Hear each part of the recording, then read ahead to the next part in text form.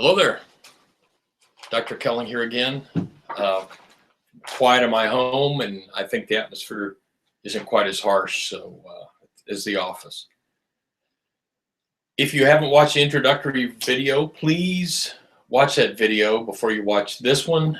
I think it'll give you a little bit of context. I think at least, and then I think it's important to know some details about the class, the syllabus, Pearson's My Engineering Lab, the Google Classroom, etc. Those are discussed on the syllabus. Again, please check that out. I haven't looked this morning yet to see exactly who signed up and who's not with the Google Classroom. I'd like to add one more thing about My Engineering Lab, if I may, very quickly. One thing about My Engineering Lab is it gives you multiple opportunities to answer the questions. I've set it up so that you get what Pearson refers to as 2 attempts. Now, when you're answering a question, you get 3 tries for each individual question. So if you get the answer wrong, it'll give you a hint, which is generally pretty worthless. Then you get to try again, then you get to try a 3rd time. If you don't get it right on the 3rd time, it will tell you what the answer is. Then at the bottom of the screen, it will say similar exercise. It will ask you a question if you'd like to do a similar exercise. And you can do that. That's another attempt. So you get 3 tries for each question, and then you will get 2 attempts at the problem. You get 3 tries again. So it's the same problem, different numbers. And if you go all the way through, when you're finished with that attempt, you're finished. It won't give you a 3rd attempt, but you do get 3 tries at each question on each attempt. So enough of that. Let's get started on some class material here. I was looking at the Wall Street Journal, which I get and I enjoy reading. And the headline, or not a headline on the paper, but in the business and tech section, this is from December 15th, says struggling Toys R Us tries Fuller stores. And what they've decided to do is that Toys R Us has decided to increase their inventory so that the stores are always very fully stocked. And when you think about a decision like that, that's a financial, economic decision made by someone, some group, one individual at Toys R Us. And they have invested a lot of money in inventory. So they've made a large investment in inventory, and they're hoping that the sales will increase as a result of that. Those are the kinds of questions that we'll be examining in this class, where the question is, should we invest in this? Should we put money into this? For Toys R Us, it's increased inventory, anticipating a return of more money in the future. That's engineering economic analysis. So the class is all about money, but let me make something clear here. When you make decisions, whether personally or in business, there are many criteria to consider. I personally put money way down the list. I think money is certainly necessary. It's important. There are a lot of reasons that money is important, but in many cases, it's not the primary decision-making attribute. Having said that, in this class, money is the primary, almost the only decision-making attribute. So we focus on money. Money is what we care about. Making the most money is always going to be the right answer, while in business it may not be. In your personal life it may not be. In this class it is. So we provide input to decision makers. Decision makers make the decisions. But in this class, the decision maker would pick the decision that had make the most money. Chapter 1 of your textbook covers some fundamental, what we call present economy studies. And so I want you to read chapter 1. There are some homework questions on chapter 1. The Pearson site goes live tomorrow as I'm speaking this.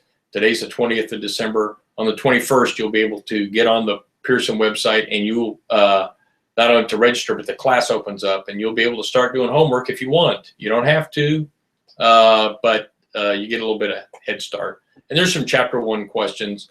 I won't talk much about chapter 1. There's some principles, there's some fundamentals that are important, and when we consider those, I'll do a just-in-time kind of brief presentation on them perhaps. But I think chapter 1 is good just to get the thoughts about what this class is about going. Money, spending, income, decision-making, things like that. But what's most important in this class is the concept of the time value of money. And the time value of money, we all understand, I think. It's a primary determinant in our analysis, and I believe it's a primary focus for you personally when you invest your money. If you put your money in a savings account, the reason you have it there, perhaps, maybe you have it there so it's harder to get a hold of for you to spend it. But people put it there and it earns interest. One day we'll talk about how the banking system works. And in the short run, let's just say that when you put $1 in today, you expect a year from now there will be more than $1 there. We'll talk on the next video about economic equivalence and how those balance out. But today's subject is interest, and the interest that is earned on funds that are deposited or invested. When I use the term interest, it's a return to capital. If you read chapter 4, which is where we are now, by the way, chapters 2 and 3 we may get to later, but probably won't. We jump right into chapter 4, which is the time value of money. But when you invest your funds, you will get a return, and whatever that is, we're going to label that interest in the short run.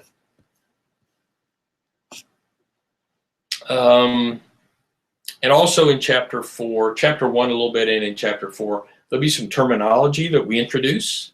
So be ready for that.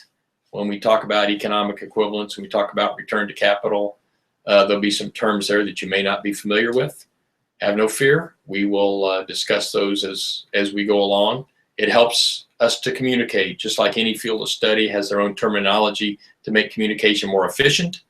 So I will expect you to be conversant, become conversant in the language, and when I throw out some terms, I would expect you to know what I'm talking about. So anyway, money, we want more than we have. Generally, corporations have a responsibility to their shareholders to earn returns on their funds invested so that the shareholders' value increases. We can talk about things like social responsibility and all those sorts of things all we want, but as a shareholder, when I invest in a company, I expect to make money. So I expect that company to be concerned about making some money.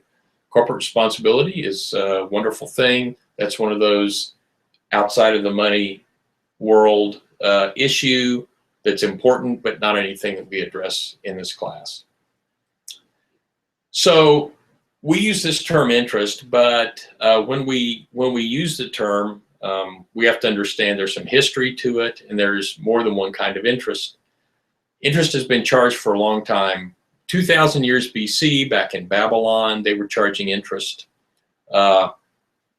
Interest has been part of society for thousands and thousands and thousands of years. Excessive interest is called usury, and you might have heard that term before. That really just means excessive interest. I would argue that the payday lenders of today charge usury rates. We don't worry about that. Usury rates, credit card companies, we might argue. We'll talk more about credit card companies when we talk about effective interest later in chapter 4, near the end of chapter 4. So let's first talk about simple interest. There's two kinds we're going to talk about today, simple and compound. Simple interest is works kind of like this. You put money in the bank and it earns interest. Let's, for the sake of argument, say that you have $1,000 and it's going to earn 5% interest per year. So you have $1,000 in the bank today and it earns 5% interest. 5% of $1,000 is $50. So at the end of the year, you would have $1,050. Simple interest would operate analogous to this. You get that $1,050 at the end of the year. You take your $50 and you put it under your mattress, and you have $1,000. That earns 5% interest in the second year. You have $1,050 at the end of that year. You take the $50 in interest out, you put it under your mattress. And at the end of the third year, you have $1,050. You take the $50 out, you put it under your mattress, and you look at how much money you have after 3 years. You have the $1,000 that's in the account, and you have the $150 total that's now under your mattress. So you have $1,150. That is essentially the way simple interest works. You won't see simple interest much in the world. It just doesn't happen very often. I had a run-in with it many years ago.